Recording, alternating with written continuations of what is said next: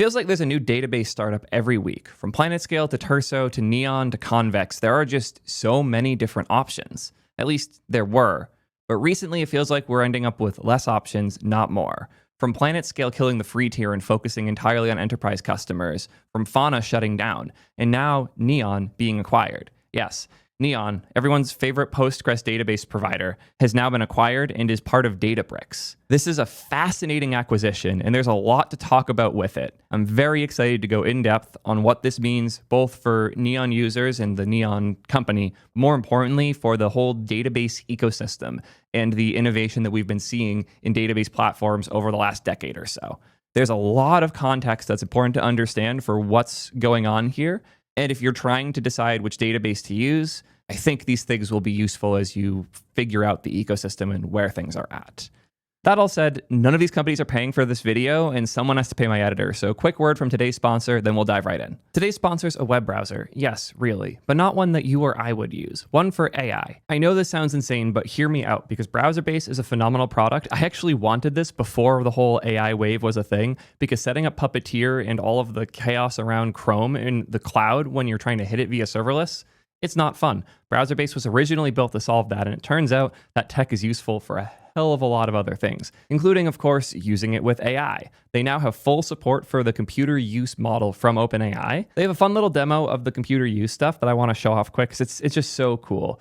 They have a bunch of examples here. You can give it your own questions too. Let's just ask it to review a pull request on GitHub. This is the message it sent by default, just the one that it had pre-populated. Find the most recently opened non-draft PR on GitHub for BrowserBase's stagehand project and make sure the combination evals in the PR validation passed. So here it spun up a virtual Chrome instance on their servers, so you don't have to worry about it. And now it's making API requests to that endpoint to do things in the browser, and we're just being beamed back the results from it. So it can do everything from search Google to scan random websites, all the stuff you would want a browser to do. Now your AI can do it too. Fun thing we're seeing here, it's completing the CAPTCHAs for you. Yes, really. Kind of insane that it can just do this. And I haven't pressed anything, by the way. It's just inferring all of these things based on the task I gave it. Now that it's on the stagehand repo, it's actually finding the right tabs to click. You can see it's telling you which position it's clicking on the screen. It's going in, taking a look at this most recent PR, and now it's going to hop over to the code tab and give it a review. It's operating a computer. So if you have something that you want to do that doesn't have an API, you can now build an API for anything accessible on the web. It's pretty nuts. You want to give BrowserBase a shot? It's free to get started. Check them out today at soidiv.link/browserbase. Neon and Databricks. Before we dive too deep into the post, I should give a little bit more context on who these players are. Neon is an interesting company. Neon wanted to rethink Postgres. If you're not familiar with Neon, the TLDR is serverless Postgres. The longer form version is that the founder of SingleStore, who you might know because they previously sponsored one of my tutorials. SingleStore is an interesting product. It's very expensive and hard to set up, but if you need the features it has, it seems like it makes a lot of sense. That said, for use in things like tutorials and small projects, 90 cents an hour or like $50+ a month is not an easy sell for a lot of people. So interesting role. You can also self-host, which is cool, but yeah. The reason I bring up SingleStore has very little to do with them though, is that their CEO left and started Neon. He started Neon because SingleStore was a little more MySQL-y and had focused entirely on enterprise. And he wanted to focus more on this new era of small to medium stage companies, side projects, all the things that SingleStore realistically wasn't great for, because he saw a growing market in these smaller teams building things. And there's an important detail here that I think we need to understand. I hope I don't have to go too in depth here. We'll see how y'all feel when I say it. Postgres kind of sucks for serverless. I know, bold statement, but the issue with Postgres is connections. You're effectively forced to manage individual connections to the Postgres instance, and those take resources. When you're using serverless environments like Lambda, like Vercel, like Netlify, even like Cloudflare, the connections you form are ephemeral. You make a connection, you complete the request the user has, and then you close the connection. And that means that at any given time, the number of connections you have formed is roughly the number of things you have people doing at that moment. So if you have 10 users making a request at the same time, you have 10 connections. If one user is making 10 requests at the same time, they're causing 10 connections. So if your database is limited on the number of connections it can have, good luck, have fun. I learned about this the hard way back when I was trying to use the free tier on Heroku alongside Vercel. And just in my own testing, I was able to hit connection pool limits and watch my stuff plummet. And the option that was recommended to me was to spend like $400 a month on their private connection pooling solution that also would have been relatively limited. This has caused problems for a lot of people betting on serverless, including companies like Supabase, because they've had to build their own connection pooling layer that still has relatively low ceilings for how many connections can be formed on a given Postgres instance. That results in high throughput serverless workloads not working great in a Postgres environment. And to be clear, MySQL doesn't magically solve this. However, a lot more work has gone into pooling and separation in MySQL because as an architecture, the pieces are a lot more separated than in Postgres, where everything's kind of tightly tied together. There's also companies like Planetscale that provide an HTTP layer. So instead of querying my DB via a native connection to it, I can send a post request to an HTTP endpoint that handles all the pooling and connection management for you. Works really well for serverless. I found Planetscale to be a phenomenal solution for that reason. So Neon wanted to solve this as well. Not just because serverless is hard, but there was a lot of DX problems that using traditional Postgres could cause you. One of the biggest ones that I think Neon actually got really, really right was preview environments. Preview environments are one of those things that like once you have it, you can't really go back. If I go to any of the current pull requests on T3 chat, I can hop over to this import chunking PR where Mark fixed the imports. And I can click this visit preview button. And this will bring me to a link that is a preview environment. I have to enter a little password for it. And now that we're in, we have a fully working preview environment that has everything we need to test the changes that were just made. You'll see it's a URL specific to our project. The point here being, it's really useful as part of our review process to actually test the thing the person made without having to download the whole project, have to switch to that branch, install the dependencies, run the dev command, and then go play with it. Now you can just click visit preview. And once you have a workflow like that, it's really, really hard to leave it behind. And that's a huge part of what Neon wanted to figure out is those types of modern DX expectations that traditional Postgres made very difficult to do. Because if you had a branch that added something to your database schema, you can't connect it to your traditional staging environment. You probably have to go spin up a new database directly. And each individual DB is quite expensive due to, again, everything being so tightly tied in Postgres. So one of the things Neon focused a lot on was branching and making any individual DB deployment as cheap as possible. You might be curious how they did that. The answer is interesting. This is their open source Neon database, serverless Postgres, as it says right there. Don't know how much you guys know about Postgres, but it was not written in Rust. Neon is a full rewrite of Postgres, focused on all of these things, with the goal of, to the best of its ability, making something that is Postgres compatible while also being much, much easier to use in these new environments and ways. It's an open source alternative to Aurora Postgres, which is also AWS, believe it or not, has seen a lot of the same problems and tried to build their own solutions on the AWS side. Neon's an open source alternative that also has their own cloud. And that cloud has historically been quite cheap. The free plan gives you 10 projects, half a gig of storage, and then a ton of compute hours. For $20 a month, you get 100 projects, 10 gigs of storage, and auto-scaling up when your databases need more throughput. It made a lot of sense as a product.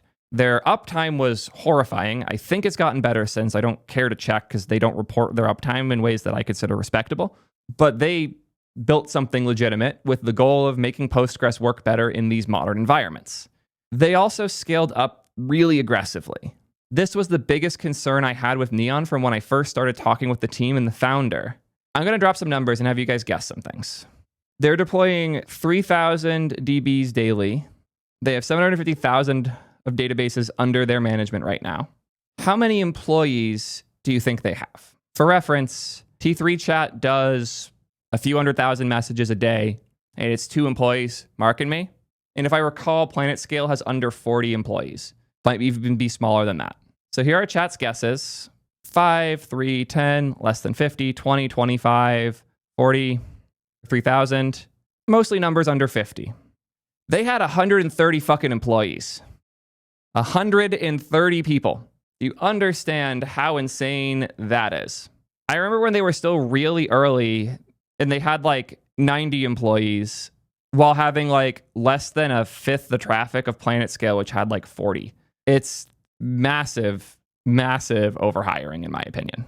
So napkin math, even if we assume a lower salary, because they're obviously not all eng, we'll assume 90,000 base salary times 130 people. Just salaries alone, that's 11.7 million a year just paying your employees. That's kind of insane. If you come from the single store enterprise world, makes sense to have a ton of employees, but in modern startups, it doesn't at all. And to contrast with Planetscale, they got roasted for doing layoffs a while back. Kind of crazy this was over a year ago. Yeah, I thought there might be direct numbers in here. There aren't. But when Planetscale killed the free tier, the goal was to make the business profitable so it will be there forever. So you don't have to worry about your database running out of funding and going out of business, like Fauna just did a few weeks ago. The goal was to make the database something you knew would still be there next year. So big businesses that were iffy on making this type of bet would be able to do so more reliably and with more trust. So again, getting your database company profitable is hard, and doing that with that large number of employees is nearly impossible. So let's look at the current database startups that we have. I'm going to start with Planetscale because they're the one I'm the most familiar with and like know the most about. Interesting characteristics about Planetscale are individual DBs are expensive, scales incredibly well, best performing option, even considering AWS's. Especially now that Planetscale has Metal, they have one of the best products on the market. It is going to be really hard to compete with them if you're looking for something to set and forget and never need to touch again. Next, we could look at something like Terso. Terso has very different characteristics. If you're not familiar, Terso is a SQLite database platform, and they are hilariously cheap. Their free tier lets you have 500 databases.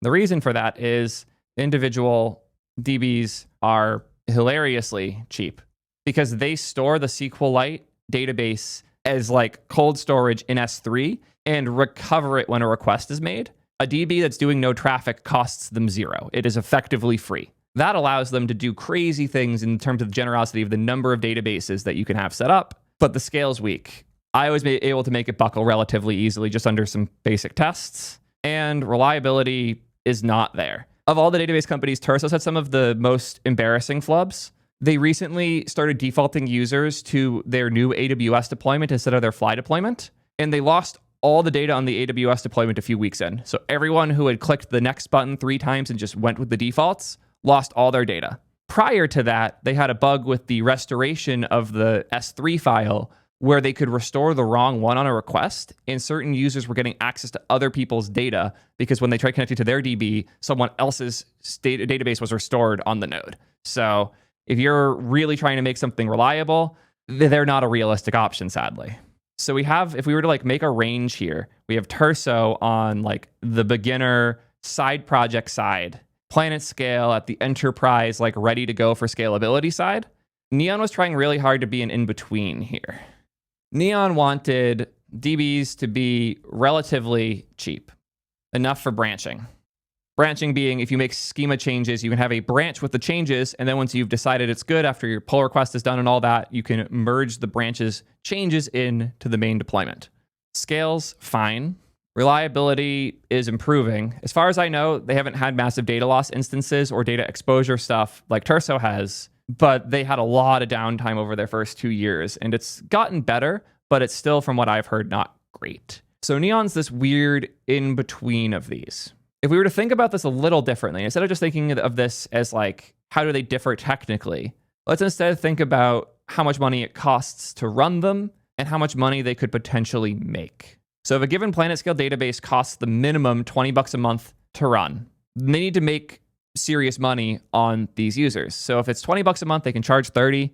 With the new Metal stuff, they can charge much, much higher amounts, like literally like 500 plus a month with no issue, because they are so far ahead of the competition and can do things that like you normally spend thousands for. They can get away with that.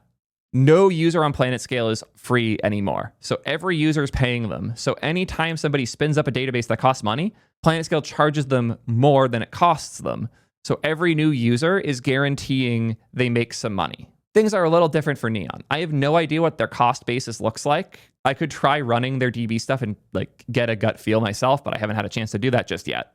But if we assume it's like even 10x or 100x cheaper, it's 20 cents a month per DB that someone's running on Neon. The average Neon customer pays them $0 a month. So every time a new customer spins something up on Neon, it's purely at cost for them. If you combine that with the amount of money they are spending on employees and marketing and all the other things they're doing, their costs are probably absurd. Terso is similarly hilariously cheap, probably even less. I'll say it's like 5 cents a month for them to run things. But I am the only person I know that's paying for Terso right now. I just don't know a lot of people who are doing it, and they've been experimenting a lot with their tiers to try and make money on a cheaper tier. If I've learned anything about this with products like Upload Thing, you will never make a successful business charging devs $10 a month. You need to charge a lot more than that in order to make your thing profitable. So even though Planetscale has the highest cost per user, they are by far the most profitable, have the best margins, and the best long-term upside. But there's something that buffers this a lot. Fundraising. Fun fact about Planetscale's history. The CEO of Planetscale, Sam Lambert, was actually a Sequoia partner. Sequoia is a huge investment firm, clearly was part of how he got involved. He was an investor in Planetscale before he joined and then became CEO. Sam deeply understands the fundraising world. And he saw back in 2023 that the likelihood they could raise another huge round at Planetscale was low. So these are all entirely fake numbers. I just want to give you guys an idea. If Planetscale raised $10 million on a, I don't know, 80 million valuation, they now have 10 million in the bank that they could spend and use to eat costs, justify free tier, do marketing, sales, all those things. And they gave up an eighth of the company in the process. What happens if they run out? Once that 10 million hits 1 million and you see that your runway is down to just a few months, you're going to be out of money in 6 months or so. You could raise more money. But if your profit at this point was, I don't know, 800K a year, and now your profit's 1.2 mil a year, and you got that gap over 2 to 3 years, that's not a whole lot of growth, and your costs are still absurd. Like, it wouldn't make sense to invest. And that would mean they have to do a thing called a down round. Down rounds are terrifying. When you get more money on a lower valuation, your company is now worth less. And this 10 million, especially if it was on a safe or some type of like MFN equity, this is no longer an eighth of your company. It's now a sixth of your company. And you just sold another sixth. So you went from giving up an eighth of your company to giving up a third of it very quickly. Sam saw the writing on the wall. He knew that since he raised on a really high valuation, the likelihood of doing another higher one was low. And the reason VCs invest on these high valuations is they think eventually the company can sell or IPO for a much bigger one. So if you put in this 10 mil at the 80 mil val and they end up being worth 800 mil or a bill, you just turn 10 mil into 100 mil. That's why these companies are investing. But if it doesn't look like there's a chance of this being worth $1 billion in the future, you can't really raise money at that point. So if your costs are going up and your revenue isn't going up fast enough to compete, and you don't see a path to raise more money, you have to look for other options. And the option Planetscale looked for and found was to make themselves profitable. If they can't raise their revenue fast enough and they don't want to raise more money, what if we reduce costs instead? If you have the three metrics, which are money in the bank, money that you're making, revenue, and costs, you can't increase money in the bank, so you can't raise more. Making more money costs more money. So how about you reduce costs? That was the choice that they made that resulted in them being able to not only survive, but thrive. They're doing better than they've ever done. They're able to build things they couldn't have built before. And the results, awesome product that's super reliable, being used by everybody from T3 chat to Square and Cash app. It's kind of crazy how much stuff, both data and now money, flows through Planetscale. And Sam's at the point where he is like anti-fundraising. So why am I talking about all of this here? Because Neon didn't just fundraise. Well, if we think about these three things, which are money in bank, costs, and revenue, and we think about where Neon's at for all of these, Well, change the order a little bit to make this flow better. Costs, as we've discussed, aren't great. The engineering side in particular and the employee side is absurd. I'd be surprised if they were spending less than $12 million a year on payroll alone. Revenue, I can't imagine it's particularly high. As we saw in their pricing page, the only options that are under the fold here are $0 a month and $19 a month. And then they have the scale, which is $70 a month, and the $700 a month for business. But they're not printing. I know that much. There's almost no way Neon is making a ton of money right now. Due to the recent surge in AI app builders, things like V0, Lovable, Bolt, Replit, etc., many of them use Neon as the default database because the free tier is generous. They could spin up a bunch of databases using Postgres. It made a lot of sense for them, which has caused a massive surge in the number of these databases that are being opened. How many of those people that are generating these apps do you think end up becoming paying customers for Neon? My guess is it's a very small number. They have 4x more databases created by CodeGen than by humans. As of February, that ratio is getting worse, not better. So, costs going up massively. Revenue, probably not moving a whole lot. Maybe it's bumped a little because they're getting companies like Replit to pay them for some amount of the allocation. Money in bank, almost certainly going down fast. Neon has so far raised $129.6 million. That is insane. That means they've either given up over half the company or their valuation is something crazy like $1 billion, which I don't see how they could ever be $1 billion company personally. So yeah, it's kind of absurdly, I don't want to say overvalued because I don't know what the actual valuation was. The 19 bill number here, that's Databricks, not them. But 129.6 million raised is absurd. And that's the only reason they could justify the 130 employees that they had. This is my problem with Neon is it always felt like they were operating 2 tiers past where they were. Like they'd be competing in the startup space, but hiring as though they were an enterprise company. And it always, it felt like they were building a castle out of like cards that was just waiting to collapse. And I was starting to think it would. And my guess is that Nikita went to go raise more because he went to all these VCs like, hey, we're the database that all these AI companies are using. We need more money. They're like, oh, cool. New business, probably what, 100 mil valuation? They're like, oh no, we're raising on a 2 billion valuation. To which the VCs looked at their numbers, looked at their costs, looked at Nikita and said, what the fuck are you talking about?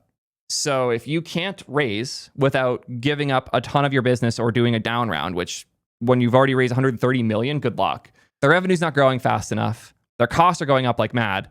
What are your remaining options? That's when acquisition happens. The thing Neon had that makes them valuable is the ability to, at early to mid stage, deploy tons of Postgres databases for relatively cheap. Databricks, they're a unified open analytics platform for building, deploying, sharing, and maintaining enterprise-grade data, analytics, and AI solutions at scale. Their data intelligence platform integrates with cloud storage and security in your cloud account and manages and deploys cloud infra for you. So it lets you point things at random databases so you could do data analytics, warehousing, all the things that your data teams need. They've been around for a while. They make a ton of money. I have a few friends that work at Databricks. They've never paid me or even reached out, but they're a legit like enterprisey data analytics company. Databricks doesn't host databases, at least in the traditional sense. Like they're not the thing you write to when a user signs into your site. They're a company that helps you build the analytics platform around your existing database. But they're also very clearly trying to get into AI, as you can tell by the nonsensical homepage. Your data, your AI, your future. Yeah, you get the point. Databricks is a very enterprisey business that's trying to figure out the AI thing. They don't have a database platform in the traditional sense. They have a whole lot of money, a whole lot of enterprise customers, not a whole lot of way to grow in the small to medium size stuff. Neon has a whole lot of growth in the small to medium size, no money, and no enterprise customers. It's actually kind of a match made in heaven in that sense. Databricks now has a way to introduce their offerings to smaller companies as they start to scale, and Neon now has a way to not go out of business. The core point being, Neon needed the stability of enterprise and money. Databricks wanted more early stage stuff and more AI focused everything. So let's look at the actual post that Databricks put out. We're excited to announce that we've agreed to acquire Neon, a developer-first serverless Postgres company. Actually, okay, one more tangent, just because I have thoughts on Nikita as an individual, and I think this will help showcase what I'm talking about. We're excited to announce that we have agreed to acquire Neon. It's clearly what's happening. They have a ton of money. They're spending the money and spending some equity in order to buy the Neon business. Neon and Databricks. This is the post on the Neon site. Today, we are thrilled to announce that Neon will be joining forces with Databricks. The comms I've seen from Nikita have mostly avoided the word acquisition. At the very least, it's multiple sentences in. The posts I saw on Twitter and whatnot were very much, Neon is partnering with Databricks. The phrasing I have used that's a little rude, but it's the best I have for this, is what I call cosplaying startup or cosplaying CEO. It's when someone really wants to run a big company, they see what all these other big companies do, and they copy those details instead of the actual thing. The better terminology would probably be cargo cult. I always forget the word. The concept is people see the outward action someone does. Like for my YouTube channel, you see the goofy thumbnails and titles, and you assume that's why I'm successful. So you copy those parts, but you don't actually see where those came from and why I do them. You just see the thing, so you copy it. Successful businesses hire a lot of people. So if you want to be successful, you should hire a lot of people, right? No, not at all. The reason successful businesses hire a lot of people is because successful businesses have a lot of problems and they begrudgingly have to hire to solve them. These are common things I see in founders and startups. And when I invest in an early stage company, I often make them promise that they will not more than double in size by the end of that year. I actually just made this promise with 2 different startups I was investing in. I made them guarantee to me that they would have less than 10 employees by the end of the year and they wouldn't go spend this money over hiring and destroying themselves in the process. Neon did not do that.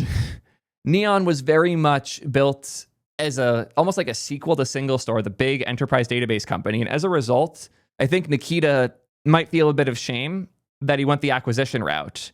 It is kind of playing it out a little differently as a result. I'm sure this is not what he wanted to do, but it was the best path to preserve as much of the business and the money and the investors' interests as possible. Let's go back to the official post from Databricks.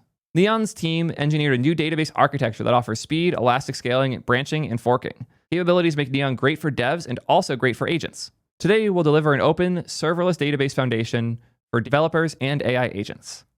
Oh, look, that same 4x we were talking about earlier is in here too. AI agents are creating 4 times more databases than humans on Neon. This paragraph kind of says it all. You think of AI agents as your own massive team of high-speed junior devs, potentially being mentored by seniors, then it's not that surprising the same capabilities that the Neon team was focused on that made it great for those junior devs also make it great for these AI agents. That is Databricks' whole vision here. Previously, they were fully focused on enterprise because that's where the money is. But the thing that is changing right now is that what was previously stereotyped as like junior, beginner, small stage stuff is happening more and more at these big businesses. And those small things are becoming more and more profitable, thereby are more and more willing to spend on products like Databricks. So if you want a company like Microsoft to use Databricks and you are struggling to get the big Microsoft products to use it, Microsoft now has a bunch of small teams vibe coding their way through random stuff that they're dogfooding and testing out. If one of those happened to use Neon and then it does well, and then they need analytics on it, Databricks would be a way now to get this one small team at this big company to start using their new product. And now Databricks can get in at these places that traditionally this would have been how you get into a small startup. Big companies are becoming a bunch of small startups within them. This is more and more the trend. Facebook's been on top of this forever now, but we're seeing more businesses do the same thing, where there are small vertical slices that build their whole product top to bottom. And those teams are getting smaller and faster than ever using these AI tools. If Databricks wants to survive this new wave of small to medium enterprises, this is a great path there. And they knew their existing product made no sense for it. All of a sudden, this change is happening. And this is kind of a hedged bet where if these smaller teams and smaller projects and junior engineers that are making these decisions start to make real money at these big businesses, Databricks now has a way to keep them in family and pull more people in as a result. I've seen this a few times now where effectively like different businesses built a thing focused on a specific segment of the market that accidentally made a really good thing for AI. Some of my favorite examples of this are Convex, who admittedly is a sponsor, not of this video, but they sponsor random videos on the channel, Cloudflare, and now, of course, Neon. Convex does this well because Convex puts everything inside of a single directory in your code base. They are truly infrastructure as code. The schema for the T3 chat rewrite, this is the whole thing. It's just here as a file. If you were to get this code base and you wanted to connect Convex, you don't need access to our deployment because there are no switches we hid in their dashboard or anything. You literally just run npm run dev. It asks you to authenticate with Convex if you haven't yet, and then it asks which project is part of it or if you want to make a new one, and then it provisions the whole thing. The magic there is that AI is really bad at navigating a dashboard like AWS and remembering which switches are hit where and what state things are in. AI is really good at taking a bunch of text and making changes to it. So if you can actually properly do the thing we wish Terraform did, where your entire deployment and all of its characteristics just live in a directory of text files, ideally source code that's type safe like it is with this. This helps a lot with me as a dev not making mistakes as I iterate, but it helps even more for AI because now it has a type system enforcing all of the behaviors it's doing, and deployment is just a command it runs rather than a bunch of steps it has to get right. Even with Terraform, things are not competent in that side. You still have to spend a lot of time doing weird bullshit and hooking things together. Convex is kind of the perfect backend for AI because everything just is a directory like this. And stuff like triggering updates on client is comically less work too due to their sync engine. Convex, by building a really good, simple thing for front-end devs that didn't want to do the inner workings of backend, they built the perfect backend for AI app builders. Cloudflare built the perfect infrastructure for doing inference for generating LLM responses. Cloudflare's workers are a glorified switch statement. That's what I've called them forever. That's both why they're so magically cheap and spin up so quick, and it's also why they suck at things like SSR, because the amount of CPU on a given worker is really low. Cloudflare workers are isolated in like the V8 runtime. So it's similar to how tabs are isolated in your browser to an extent, which means that when one tab is waiting for some data to come in, other tabs now have more CPU. As a result, Cloudflare doesn't charge you based on how long a request took. It charges you based on how much CPU did you use during that request. So if I am generating an AI response from a slower model like DeepSeek, and it takes 70 seconds to generate, if I do that on Vercel, I'm charged for 70 seconds. If I do it on Cloudflare, I'm charged for like 40 nanoseconds because it's spending most of the time waiting for the next chunk to come in from the provider. They built the perfect infra for infinitely scalable AI inference. Vercel's catching up with the stuff they're doing with fluid compute, but you're still being billed on a wall clock in the end. If I have a request that takes 70 seconds, the Lambda's up for 70 seconds, I can stuff another 100 requests in that 70-second window, but it's not going to get close to the 40 nanoseconds that I'm charged for on Cloudflare due to the difference in their compute model. That compute model made workers garbage for so many things. They're not running nodes. You lose access to everything from like file system to connection like management. They didn't even have async local storage until recently. I don't even know how that implementation works. I'm almost scared to figure it out. They're too slow to do things like SSR well, so you ideally want to generate the assets ahead of time and just use Cloudflare as like a redirect, again, switch statement for getting data to and from things, but the price is hilariously cheap. Therbra dropped in chat that Cloudflare SSR sucked really hard for them. It was 3-second time to first byte. That means when the user makes a request, it took 3 seconds for them to start seeing HTML because they were generating the HTML on the worker. Some amount of that is because the worker isn't necessarily close enough to the DB, so if it's fetching data, it's going to be slower. But a lot of it's just that the CPUs and the amount of like throughput you're getting on the CPU on a worker is relatively low. This is focused on running simple JavaScript scripts. So yeah, it's not the best thing for generating web pages, but it's phenomenal for taking a request, sending it somewhere else with an API key, and streaming the result back to the user. So checks and balances with all of these things. Neon is similar in these ways where they built the thing focused on like junior devs and simple workloads that also is very beneficial for AI. If an AI has to sit and wait for 5 to 15 minutes for your Postgres instance to spin up, you have a terrible experience. Being able to spin up a database in seconds is cool as a junior getting started trying out the platform. It's way cooler as an AI agent that needs to spin it up in order to work on a problem or do something like a preview environment so I can see the changes the AI made.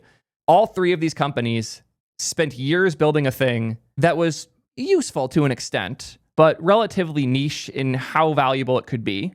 and they were more parts of an ecosystem rather than a bigger solution that are now 10x more valuable and way bigger than they ever could have been because AI happens to work really well with the mental models that these tools recommended. That's just a thing I've been noticing is there's a lot of these tools that made some sense before that make way more sense due to AI. And Neon is one of them, but their costs are just beyond unrealistic. So there isn't really a path for them to raise a whole bunch of money and keep growing. They're just going to keep losing money. But if Databricks wants to play in this space, because Databricks built a product that isn't ready for the AI space, what they built doesn't have the weird benefits that these things do. So they're acquiring one of those weird benefits. They're acquiring one of the platforms that benefits greatly from the AI wave in order to have some of that benefit for themselves. I think I covered everything I wanted to in this one. The state of databases is fascinating right now. I don't have direct recommendations. I hope this helps you better understand where things are at, what the benefits and negatives of each of these platforms are, and hopefully you can avoid a disaster similar to Fauna. And if we look at this as Neon protecting their users and their data, knowing that raising more money was unrealistic and profitability was too, awesome. But if we look at this as the end of database startups, things get a little bit scarier. I loved the 2020s surge of these database providers trying to rethink how we operated with our data and how we thought about SQL. I think that era might be over, and I think the acquisition of Neon shows just how over it is. Let me know what you think. Am I overreacting here, or is there really a change going on in this industry? Curious how y'all feel. And until next time, keep querying.